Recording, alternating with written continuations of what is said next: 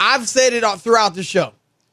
I like the Lakers trade for Patrick Beverly. I think he's not a star. I'm not going to make him out to be more than he is, but he fits. They needed his tenacity. Yeah. They need his defense. And, a lot of people have said he's overrated defensively, especially the last few years. But over the last 5 years, he has held shooters to 41% shooting when he's the closest defender, which is second best in the league over the last 5 years. And I think that shows that his defense is still pretty good. And that is what I'll call the aggravation factor. Yeah. He gets under your skin. He bothers you when you're going against him as an offensive player. And that's what I like, right? And so I think he's a good pickup. He can shoot it fairly well. And so I like that pickup. And if they can get Miles Turner, a shot blocker, led the league in blocks 2 years, decent rebounder, a big, got a little bit of athleticism so he can move a little bit on the perimeter. He's going to give you 12-ish points, 7-ish rebounds. And then Buddy Hield, who's one of the best three-point shooters in the league. Mm-hmm.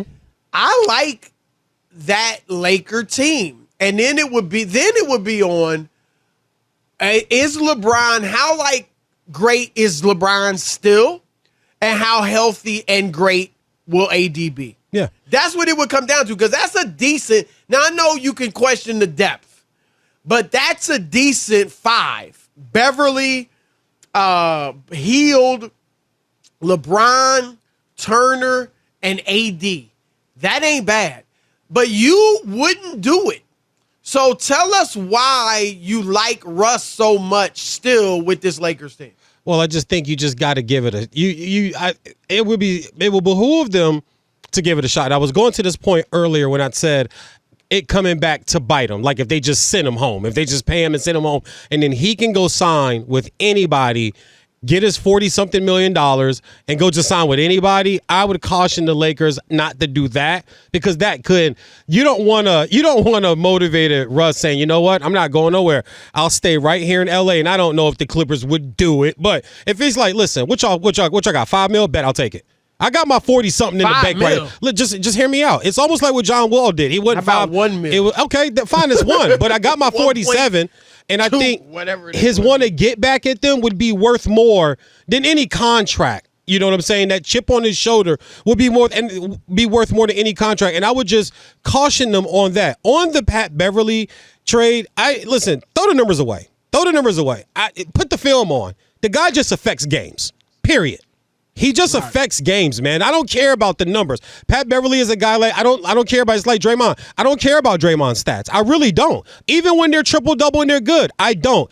I want to see the film. How did he affect the game? How did he motivate and energize the other players? And how did he dive on the floor when nobody else is diving on the floor? You're down 12 and you need a momentum shift. He's the guy that can make that play, get up, clap his hands at the crowd stands up. That stuff works, man. Some people sit on TV and go, oh, I don't know why players turn and wave to the crowd. Cuz, bro, that's why you ain't play. Because you don't know what that feels like. Like, these guys, he's a guy that can bring that, man. So I like it for that. What I would caution about it is, on the flip side, he's also a guy that can lose his head, get some tea, just do some things sometimes that don't help the team. And he's got that in him too. So that you have to be able to see both sides of it. He's going to take a bad 3. Yeah. Where he thinks he's the man. Yeah, where our heat check. Because you hit a few in a row, but you got LeBron and you still got AD, and here you go jacking. Now, that would be like the same thing Russ would do, right? He gonna talk trash at inappropriate times. And get texts and things of that nature. Like the incident where he pushed Chris Paul. Totally uncalled for. Right. Completely. That's Bush League, bro. That's during the timeout. That's Bush League. I don't care whether I cheer for you or not. I don't like that. The trade, though, I agree with you. It makes them better. But I would just still like to see them try to work this out with Russ, because Russ is a guy that's been there. Russ has been deep in the playoffs. He was young, but Russ also has played in the finals. If you're somehow the Lakers and you get to a clutch moment or a clutch quarter, portion of a playoff game, can you depend on Hill? Can you depend on Turner? They ain't been there. They haven't done it before. You can't depend on Russ. So what? But the point I'm making is the point I'm making is he has at least been there.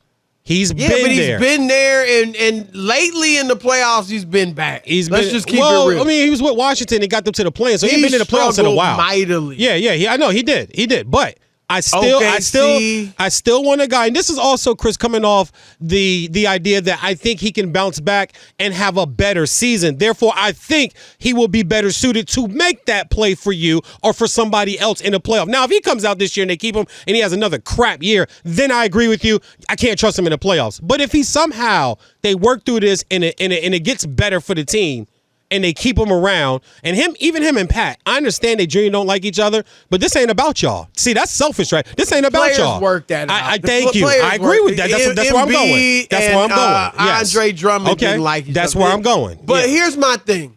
This is where I really disagree with. He's just not a fit with the Lakers. Like he doesn't fit. He is the type of player. It's similar to Allen Iverson. Now Iverson was more capable. Had he wanted to, Iverson could have fit somewhere better than Russ. Why doesn't it fit, in your opinion? Why doesn't it fit? Because Russell Westbrook has to have the ball in his hands. Okay. So he can't play off the ball. He won't take Not the role. very well. Now, he did it in Houston, okay. But remember, when the second half of that season, when he really picked it up, they put the ball in his hands a little bit more. So you don't think he'll adjust? He can't. I don't think he doesn't have the skill set. Okay, you don't think he can? He can't you don't shoot. think he can? Okay, I got you. He can't shoot. He's not a good decision maker.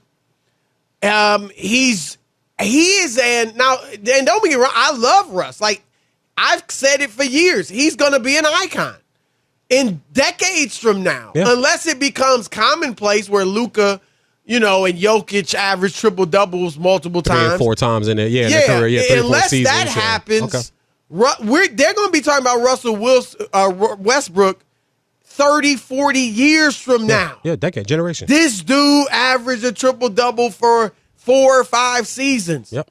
That's what I mean. So he's iconic, but like Iverson, like a Pistol Pete Maravich, they're iconic too, but they were difficult fits.